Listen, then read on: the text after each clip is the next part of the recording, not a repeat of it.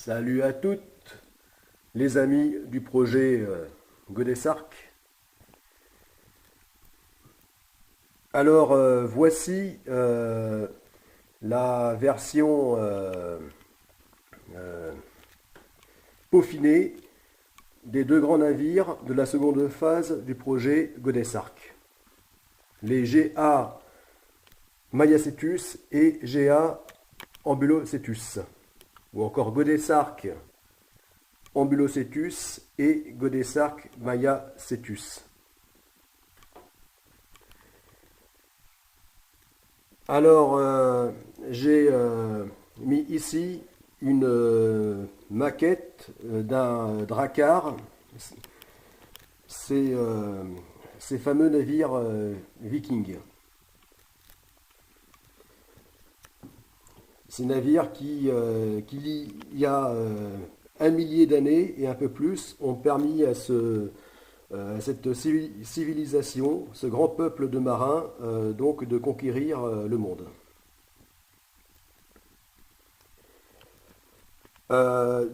J'ai mis ici cette maquette, avec celle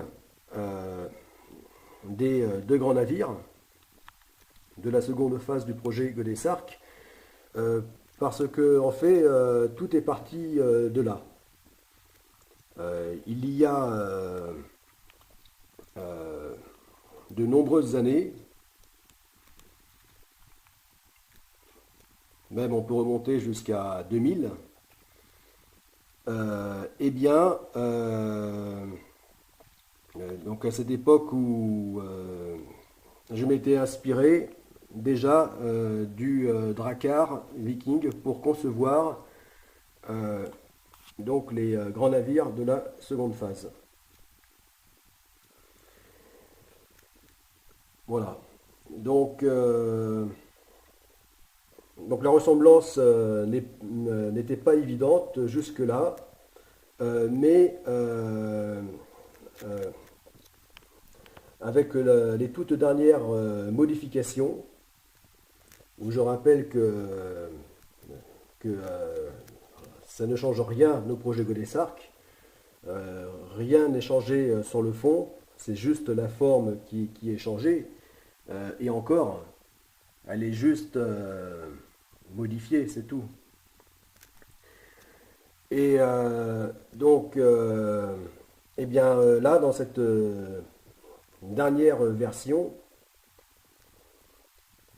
donc au fil des versions, eh bien, des versions successives, eh bien, donc on s'approche euh, de la version définitive, de ce que sera en réalité ces grands navires d'exploration. Alors, eh bien voilà, donc avec ces dernières modifications, eh bien la ressemblance est devenue flagrante avec le drakkar. Donc ces fameux navires vikings nommés le plus souvent drakkar, mais aussi Knorr ou Knar.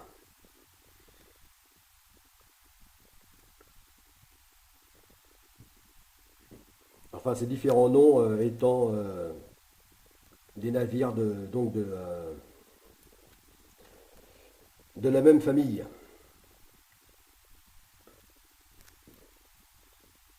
des navires similaires. Voilà, donc la ressemblance, donc comme je dis, dès le départ, je me suis inspiré des dracars. Euh,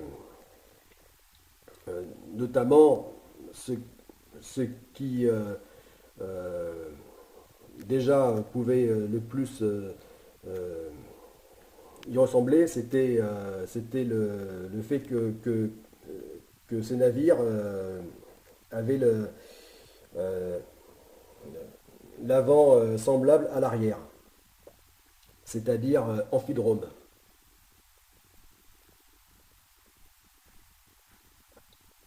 Bon, en réalité, le drakkar n'est pas euh, totalement amphidrome, puisque l'arrière n'est pas systématiquement, n'est pas euh, absolument euh, symétrique, semblable à l'avant. Mais euh, à première vue, bon, c'est l'impression que ça donne. On peut dire donc que ce sont des navires quasiment amphidromes, puisque l'avant, ressemblant de beaucoup et étant quasiment identique à l'arrière. Alors, les navires du projet Godessark, hein, les deux grands navires, eh bien, eux sont totalement amphidromes, c'est-à-dire un arrière exactement identique à l'avant, c'est-à-dire le navire a deux étraves, plutôt que normalement un arrière, une poupe, et un avant, l'étrave. Voilà, donc dès le départ, ça a été mon inspiration à partir du drakkar. Ensuite, il y a d'autres points communs que je ne vais pas développer ici, euh, d'autres caractéristiques techniques à partir desquelles je me suis inspiré. Voilà.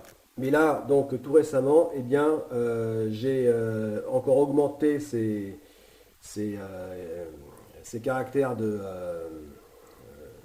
de,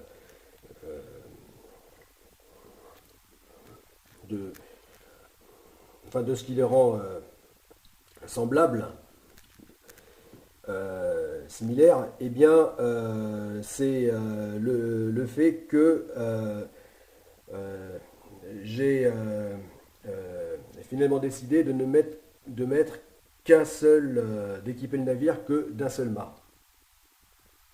Au lieu d'avoir quatre mâts, engréement duplex, engréement double, eh bien, euh, il n'a que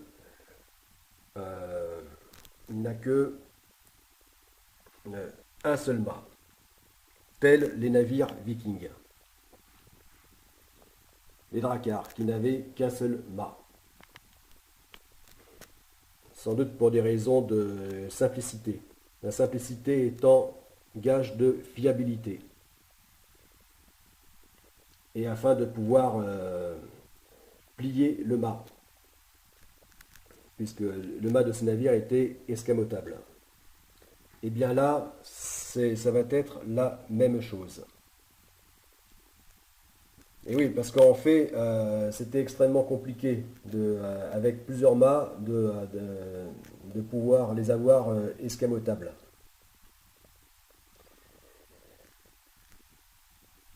Or, avec un seul mât, eh bien, cette possibilité est donc rendue possible.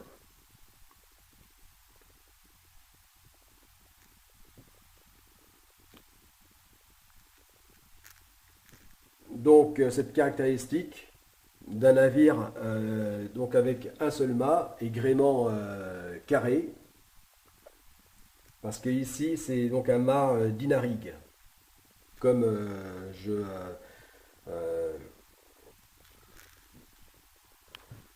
t'en avais déjà parlé, c'est un mât donc un gréement d'Inarigue, c'est-à-dire un gréement phare carré, tel que les vieux gréements, des grands voiliers, mais appliqué aux technologies high-tech du 21e siècle, rendant donc ce type de gréement beaucoup plus efficace encore qu'il ne l'était dans les temps anciens. Enfin, jusqu'au début du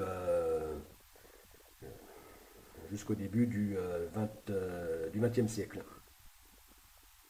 puisque les grands voiliers donc de marine marchande, hein, les grands voiliers de transport ont été construits, ont existé jusqu'au début, premier quart du XXe siècle.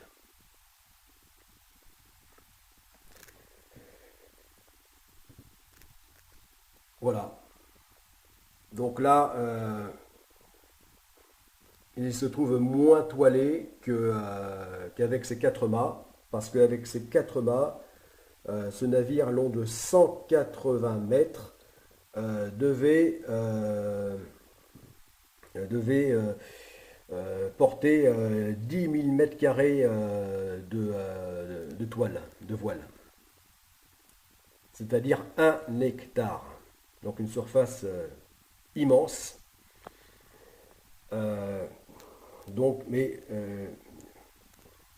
distribuée sur ces quatre mâts, c'est-à-dire 2500 mètres carrés par mât. Là, il va être donc moins toilé, puisqu'il n'aura que 5000 mètres carrés, soit un demi-hectare de surface de toile. Mais le rendement de ce mât de ce mât unique sera supérieur.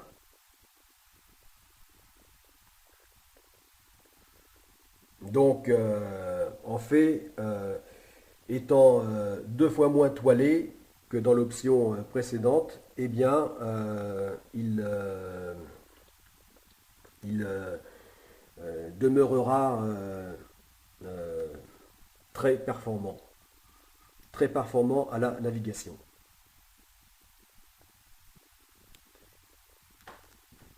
Donc, je suis resté sur l'option du gréement d'Inarig, parce qu'il s'agit donc de gréement carré, adapté aux navires vikings.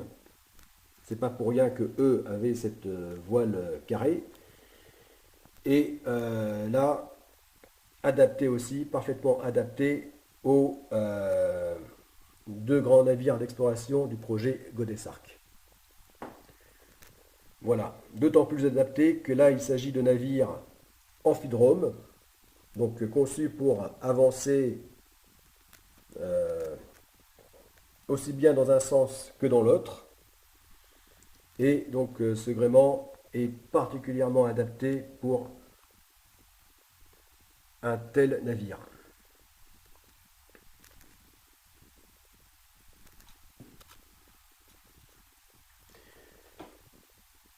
Et deuxième point qui donc vraiment donne une apparence de drakkar. Là, c'est vraiment, c'est même pas une vague ressemblance. Là, c'est vraiment ressemblant. Et là, eh bien, c'est les étraves. C'est-à-dire que dans les versions précédentes, donc les étraves inversées ont toujours été retenues. Mais là, ce qui vraiment donne cette ressemblance avec les dracars, c'est le fait que eh bien, c'est l'étrave se prolonge jusqu'à très haut, ici. C'est-à-dire que là, ça monte comme ça jusqu'à très haut. Et ça, c'est très efficace d'un point de vue marin. Parce que ça fait des étraves très pénétrantes dans l'eau, des étraves qui arrivent à très bien fendre les lames, les vagues, mais qui en même temps n'embarquent pas, euh, n'embarquent pas les vagues. c'est-à-dire ne laisse pas la mer monter dessus. Ce type d'étrave, en fait, avec cette remontée comme ça, telle une muraille remontante, eh bien, fait office de vraiment de parfait brise-lames.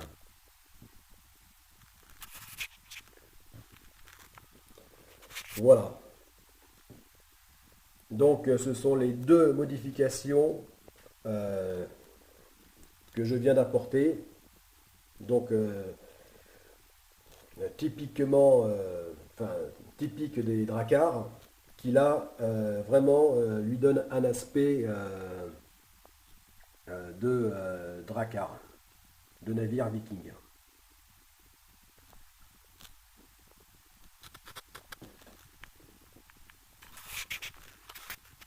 Alors avec ces modifications, eh bien, je gagne parce que, euh, parce que, eh bien, ça va faire un navire encore plus marin, plus efficace, plus sûr.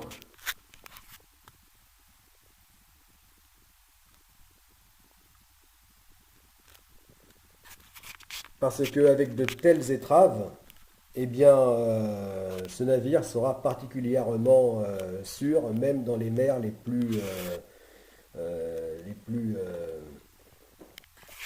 tempétueuses, les plus dangereuses.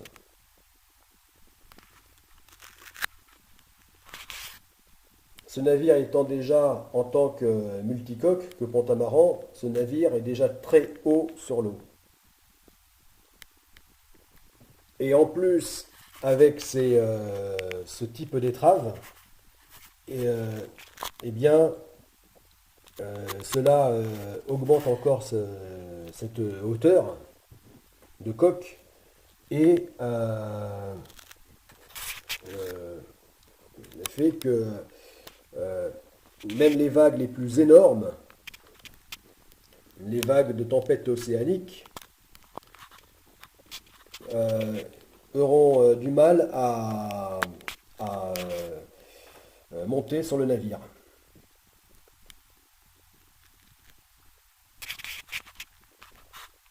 Elles seront déjà fondues par l'étrave avant même de pouvoir exploser, hein, ces énormes déferlantes, parce que ce qui est dangereux en navigation, ce qui est meurtrier, parfois même, c'est les déferlantes, c'est-à-dire l'effondrement de la vague, la brisure de vague, l'écume. Et donc, même avec des vagues, telles vagues gigantesques, de 10, 15, 20, 25, 30 mètres, eh bien, elles auront du mal à parvenir à exploser au-dessus du navire.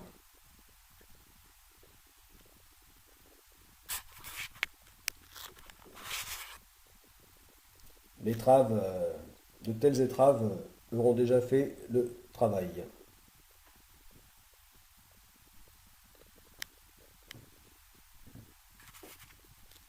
Voilà. Alors, à l'échelle, eh bien, à l'échelle, la maquette ferait 50 mètres de long. Ce dracar à l'échelle, c'était à la même échelle euh, que ce grand navire d'exploration, eh bien, elle ferait 50 mètres de long. Donc en fait, les dracars euh, n'étaient pas aussi grands. Hein, les plus grands dracars étaient de l'ordre d'une trentaine de mètres, jusqu'à près de 40 mètres. Bon, 36 mètres. Voilà, 36 mètres pour les grands dracars. Et 36 mètres, c'est la longueur des flotteurs. Un flotteur que tu vois ici, là, latéral, de l'une des coques latérales. Voilà, là ça fait 36 mètres. Voilà. Donc, donc là on voit que vraiment avec le projet Godesarc, c'est vraiment de dracars géants dont il s'agit. C'est-à-dire de dracars, on va dire, non pas la version de l'an 800, de l'an 1000, mais version du 21e siècle.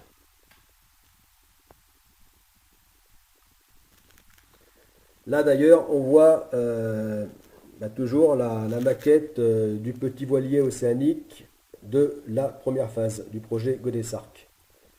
Le Godesarc Pakicetus, ou G1 Pakicetus. Donc lui, ce voilier que j'ai commencé à construire en vrai, eh bien, fait 10 mètres de long, de longueur de coque, un voilier de 10 mètres.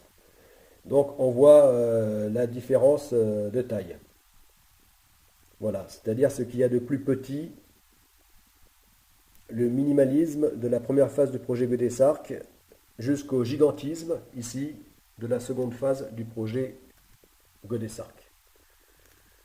Puisque là, pour ces 10 mètres, le petit voilier fait un déplacement, un poids maximum de 9 tonnes, eh bien, lui, les deux navires d'exploration, avec leurs 180 mètres de long, eh bien, déplaceront 18 000 tonnes. Donc là on est vraiment dans le gigantisme. Pour ce qui est du voilier d'exploration, du navire d'exploration, du navire à voile d'exploration.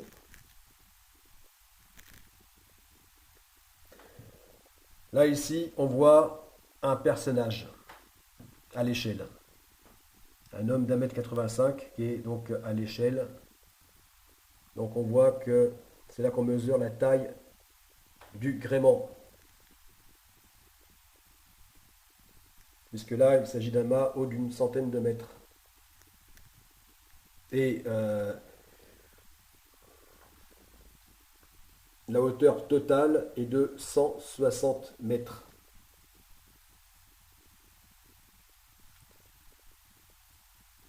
Donc du bas des safrans, ou gouvernail du navire, à la tête de mât.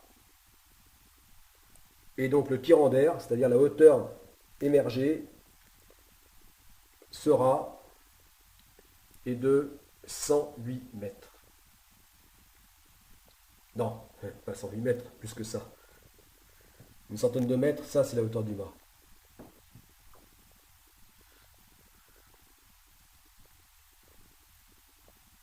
Bon, 160 moins 12, ça fait 148 mètres. Voilà, son tirant d'air sera de 148 mètres.